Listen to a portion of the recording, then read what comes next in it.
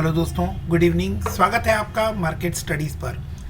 Nifty के कारोबार को देखें तो 17,110 पे क्लोजिंग होती हुई दिखाई दी है। मार्केट जिस तरह से सुबह ओपन हुई थी, जो मूड मिजाज मार्केट का बनता हुआ नजर आ रहा था, उसमें बहुत ही भयंकर गिरावट हमें आज सुबह भी देखने को मिल रही थी। बट 12:15 बजे के आसपास से मार्केट ने अचानक टर्न लिया है। मार्केट हालांकि 1% के आसपास नेगेटिव में बंद हुई है, बट मार्केट ने लोअर लेवल से तकरीबन 1.67% के आसपास रिकवरी ली है। जिस तरह की मार्केट में पोजीशन बनी हुई है, जिस तरह से एफआईआई पैसा खींच रहे हैं, जिस तरह से बाकी ग्लोबल कंडीशंस चल रही है, रशिया यूक्रेन का जो डिस्प्यूट आपस में चला हुआ है, जो ओमिक्रॉन की कंडीशन है, वो सभी कंडीशन और आता हुआ इंडिया का बजट जो कि 1 फरवरी को आने वाला है, इन सब के बीच मार्केट जो है वो बार बार गोते लगाती हुई दिख रही है। हालांकि मार्केट के नंबर से आपके शेयर परचेज करने का कोई लिंक नहीं होना चाहिए। हाँ, मार्केट के नंबर्स जो है वो आपको इतना जरूर सपोर्ट करते हैं कि अगर कोई अच्छा स्टॉक, कोई वैल्यूएबल स्टॉक, कोई स्ट्रॉन्ग फंडामेंटल वाला स्टॉक, कोई मल्टी बैगर स्टॉक जिसने पीछे पास्ट में आपको बहुत अच्छा रिटर्न बनाकर दिया हो, ऐसा स्टॉक अगर आपको एक स्वीट स्पॉट पर मिलता हुआ नजर आए तो ऐसा मौका हमें नहीं चूकना चाहिए। आज मैं ऐसे ही एक शेयर के बारे में बात करने जा रहा हूं। बेस्ट केमिकल सेक्टर शेयर, गिरते बाजार में गोल्डन चांस कह सकते हैं इस शेयर को। जो लोग इस शेयर को फॉलो करते हैं उन लोगों को बहुत अच्छी तरह पता है कि इस शेयर ने कितने करोड़पति बनाए हैं, इस शेयर ने कितना पैसा अपने शेयर होल्डर्स को बनाकर दिया है। ये शेयर अभी जिस लेवल पर चल रहा है, उस लेवल पर अगर हम ये मौका चूक जाते हैं तो ये एक बहुत बड़ा नुकसान देने वाला फैसला होगा। और अगर हम इस स्वीट स्पॉट के ऊपर इस शेयर को बाय करने में कामयाब हो जाते हैं तो डेफिनेटली ये आप लोगों को अप्रैल 2022 तक बहुत ही बड़ा रिटर्न देने की कैपेसिटी रखता है। तो ज्यादा सस्पेंस ना क्रिएट करते हुए मैं आप लोगों को बताता हूं कि वो कौन सा शेयर है। हम यहां बात कर रहे हैं दीपक नाइट्रेट लिमिटेड के बारे में। दीपक नाइट्रेट लिमिटेड केमिकल सेक्टर का एक ऐसा नाम है जिसने बहुत ही मल्टी बैगर रिटर्न अपने शेयर होल्डर्स को बनाकर दिया है। एक कंसिस्टेंट रिटर्न देने वाला शेयर था, लेकिन मार्केट में एफआईआई की अंधाधुंध बिकवाली की वजह से इस स्ट्रॉन्ग फंडामेंटल वाले शेयर के अंदर आपको गिरावट आती हुई दिखी। 3020 का हाई बनाने के बाद ये शेयर अभी आपको 2127 रुपए के प्राइस पर मिलता हुआ दिखाई दे रहा है। इंडस्ट्री पी 28.5 है और स्टॉक का पी 26.6 है, यानी बहुत ही अफोर्डेबल रेट के ऊपर इस समय आपको आता हुआ दिख रहा है। मैं चार्ट पे आप लोगों को बताऊंगा कि इसको किस लेवल पर बाई करें तो बहुत ही तगड़ा रिटर्न आप लोगों को ये यहां से बनाकर दे सकता है। एक ऐसी कंपनी जिसने अपने डेट रिड्यूस किए हैं, एक ऐसी कंपनी जिसका डेट जो ऑलमोस्ट डेट फ्री है, उसमें एक ही कौन सा है कि वो स्टॉक जो है वो अपनी बुक वैल्यू के 10 टाइम्स पे ट्रेड कर रहा है। और क्यों नहीं करे? क्योंकि उसने इतना तगड़ा रिटर्न बनाकर दिया है।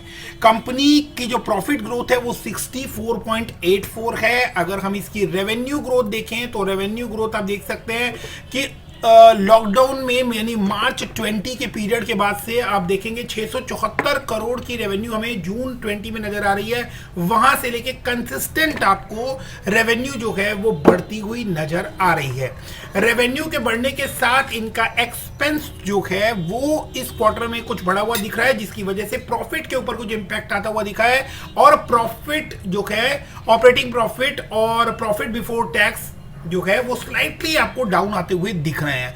बट यही वो सही समय है जिस समय ये शेयर जो है इसको आपको बाय करना चाहिए। रीजन बीइंग कि अगर आप इसके ईयरली जो ट्रेंड है उसको अगर हम देखेंगे तो सेल्स की जो फिगर है वो कंटिन्यूअस हमें बढ़ती हुई नजर आ रही है। और मार्च 2021 में 4360 करोड़ की सेल्स रिपोर्ट हुई थी, जो कि ट्रेलिंग 12 मंथ्स के अंदर अगर हम देखेंगे तो 6394 करोड़ पहुंच गई है।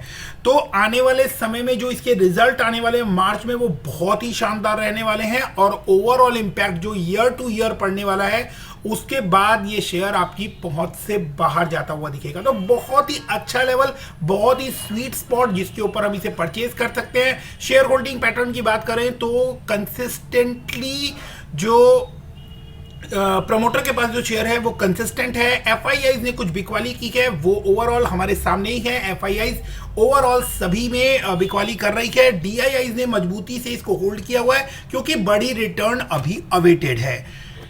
ठीक है, डीआईआईज ने रिटर्न अपना जो स्टेक है उसको होल्ड किया हुआ है 10.74 के आसपास। और एफआईआई जो है वो यूएस के मार्केट और फेड की इंटरेस्ट रेट की वजह से जो कुछ भी उथल पुथल मार्केट में हो रही है उसकी वजह से 2% के आसपास की एफआईआई ने इसके अंदर बिकवाली की है। तो अब ये बहुत ही अच्छे लेवल पर हमें मिलता हुआ नजर आ रहा है। किस लेवल पर हमें इसे बाय करना चाहिए उसके लिए सीधे हम इसके चार्ट के ऊपर चलते हैं। चार्ट पे अगर हम इसे देखें तो आप देख सकते हैं कि ये जो लेवल है यानी 2050 का जो लेवल है वो एक स्ट्रॉन्गेस्ट सपोर्ट इसके अंदर बनता हुआ नजर आ रहा है।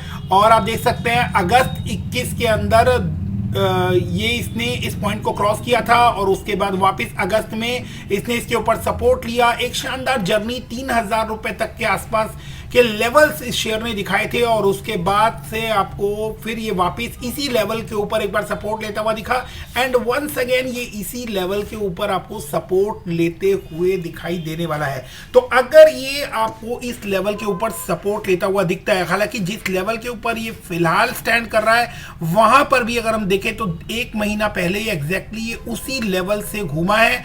तो आज भी ये उसी लेवल के ऊपर इसने अपनी क्लोजिंग दी है। ये यहां से बहुत हद तक चांसेस है कि यहीं से आपको वापस से टर्न अराउंड होता हुआ दिखाई दे जाए।